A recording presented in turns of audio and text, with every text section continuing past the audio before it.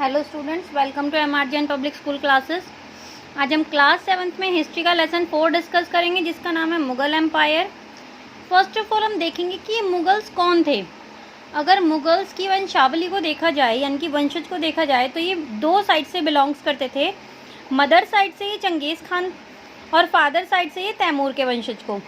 तो mother side से चंगेज़ खान जो कि रूल करते थे पूरे मंगोल्स पर, जो कि ट्राइब्स चाइना और सेंट्रल एशिया के ऊपर कंट्रोल करते थे, और फादर साइड्स तैमूर जो कि ईरान, इराक और मॉडर्न डे में तुर्की है वहाँ पर कंट्रोल करते थे। इनका पूरा कंट्रोल था। अब इनका फैमिली ट्री देखते हैं। सबसे पहले मुगल्स में देखिए, बाबर ने यहाँ पर मीन्स हमारे इंडिया में मुगल एम्पायर स्टार्ट किया था, स्टैब्लिश किया था। तो पहले हम इसका फैमिली ट्री देख लेते हैं। फर्स्ट ऑफ ऑल तैमूर, इनका टाइम पीरियड 36 से 1405 तक था। उसके बाद मीरान साहब आए, सुल्तान मोहम्मद, सुल्तान अबू सैयद, रूलर ऑफ शम्सखान, देन उमेर शेख मिर्जा, फिर आते हैं बाबर। बाबर कौन थे? Founder of Mughal dynasty of India, जिन्होंने इंडिया में मुगल डायनेस्टी को स्टैब्लिश किया था, जिन्हें कि हम फाउंडर भी बोलते हैं।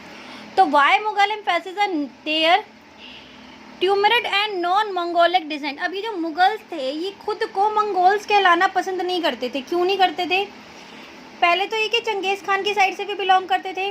चंगेज़ खान कौन थे? चंगेज़ खान एक बहुत ही ज़्यादा हार्ड, यानी कि क्रूर जो होते हैं ना, उनमें काउंट होते थे। उन्हें बोला जाता था कि ये बहुत ज़्यादा लोगों को मारते थे, मार काट करते थे, बहुत ज़्यादा ब्लड, ये मतलब जैसे कहते हैं ना खून का बहुत प्यासा होता है, बहुत मार काट करते थे। और इसी वजह से ये बहुत फेमस था चंगेज़ खान की साइड से, इसलिए ये बहुत फेमस भी थे। चंगेज़ खान जो था वो बहुत फेमस था सिर्फ इस वजह से। और दूसरी साइड अगर हम देखें, उज़्बेगस जो कि दूसरे मंगोल्स ट्राइब्स को भी बोलते थे, और ये कॉम्पिटिटर थे मुगल्स के, इसलिए ये खुद को मंगोल्स कहलाना पसंद नहीं करते थे। ये मुगल्स खुद को मुगल्स कहलाते थे, चंगेज़ खान के वंशज। तो मुगल्स की क्या वंशावली है देखिए। बाबर आया यहाँ पर 1526। पानीपत की हमारी फर्स्ट बैटल हुई थी। जो दिल्ली सल्तनत का लास्ट रूलर था इब्राहिम लोधी, आगे डिस्कस करेंगे हम अपने चैप्टर में। इब्राहिम लोधी को इसने पानीपत की फर्स्ट बैटल में हरा दिया था। फिर इसने अपना एम्पायर यानी कि मुगल डायनेस्टी इंडिया में इस्टेब्लिश कर ली थी। 1526 से 1530 तक इसने यहाँ पर इसका टाइम पीरियड रहा। फिर उसके बाद उसका बेटा आया हुमायूं 1530 से लेके 40 तक। फिर इसने दोबारा रूल किया 55 से लेके 56 तक। बीच में यहाँ एक राजा आ जाता है, वो इसे हरा देगा और वो रूल करता है। देन अकबर 1556 से लेके 1605, जहांगीर, शाहजहां और औरंगजेब। इसके बाद भी बहुत सारे रूलर्स आए थे, लेकिन मेनली हम इन्हें देखते हैं। अब देखिए हमारा फर्स्ट टॉपिक जो है, rise of Babur ruled from 26 to 5030 CE। तो succeed to the throne of Fergana when he was only the 12 year old.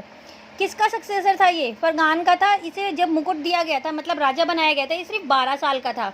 लेकिन जो दूसरे मंगोल्स थे वो ज़्यादा पावरफुल ग्रुप्स थे, जैसे कि उज़्बेक वगैरह, उन्होंने उसके ऊपर कंट्रोल कर लिया, एरिया के ऊपर कंट्रोल कर लिया, तो इसे वहाँ से जाना पड़ा।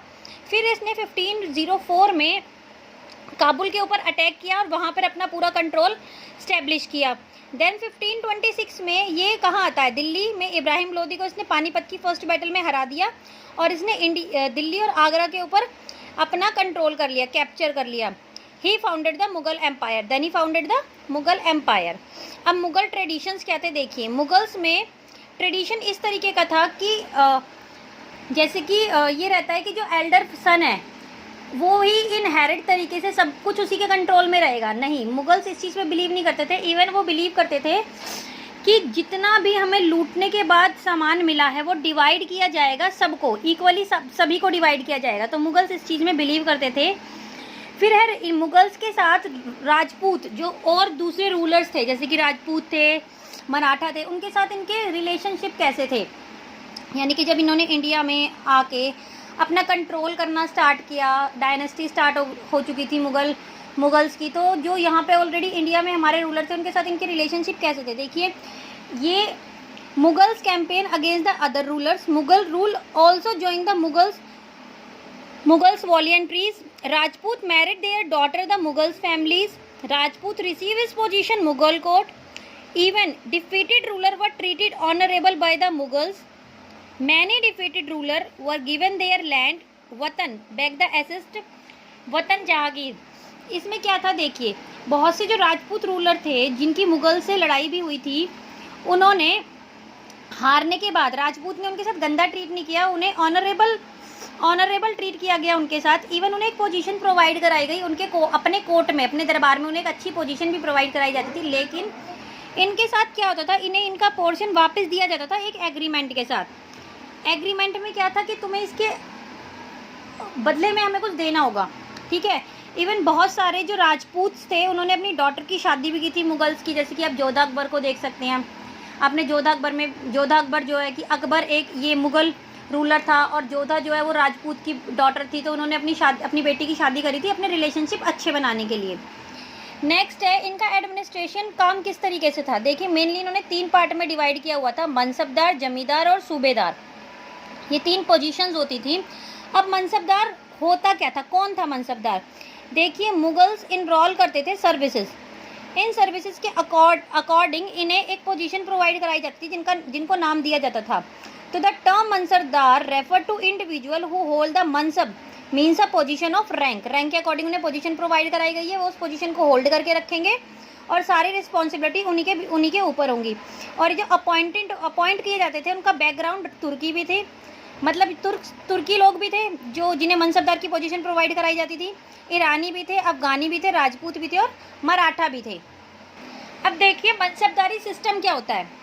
It was a grading system use a Mughal to the fix rank salary and a military responsibility.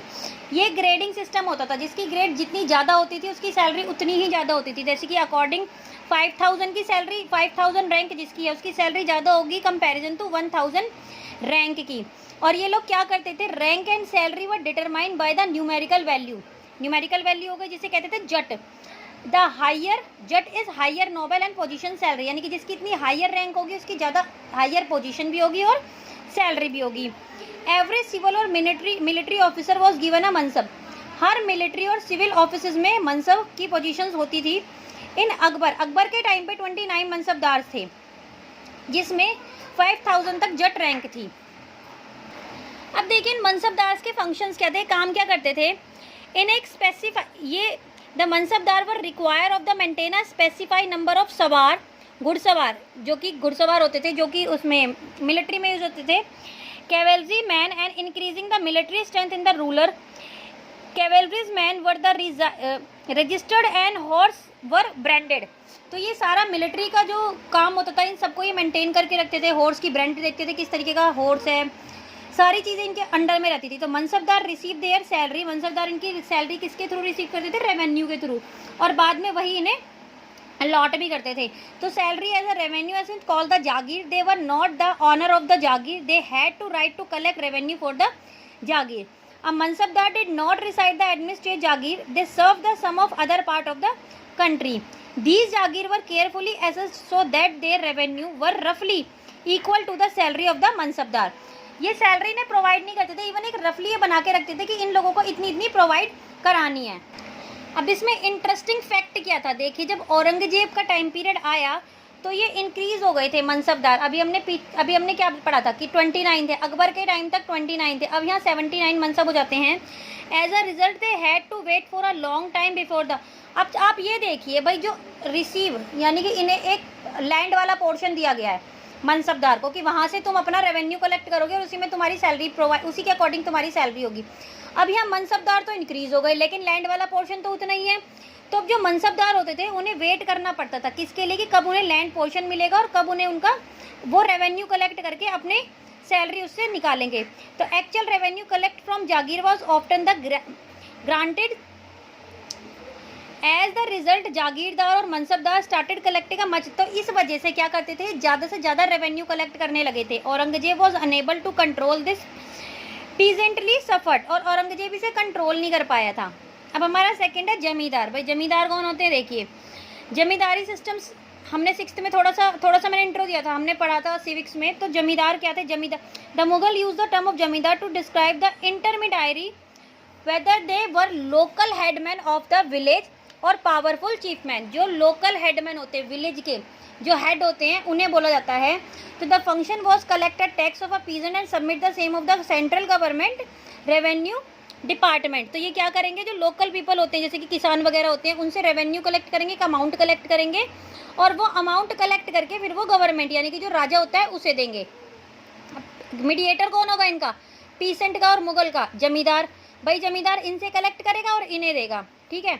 अब नेक्स्ट है तुम्हारा जब्त। जब्त क्या होता है, zabt was a revenue system, इसे रेवेन्यू सिस्टम बोलते हैं, जो कि under which each provision was divided into revenue circles with its own schedule revenue rate for the individual crop. ये क्रॉप के अकॉर्डिंग इंडिविजुअली डिवाइड कर रखा था कि इस क्रॉप, अगर मान लो वीट की क्रॉप होगी, राइस की क्रॉप होगी, तो तुम्हें इतना रेवेन्यू देना है, उसके अकॉर्डिंग ही डिवाइड किया हुआ था।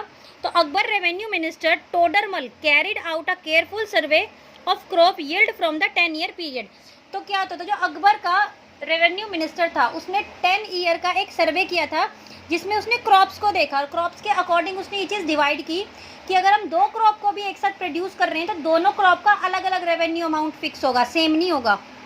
And the last the basis of this data tax was fixed for each crop in cash, कि इसके इस डाटा के अकॉर्डिंग हर जो क्रॉप थी उसके अकॉर्डिंग हमने अमाउंट फिक्स किया हुआ था। तो यहाँ पे हमारा चैप्टर खत्म होता है। Thank you.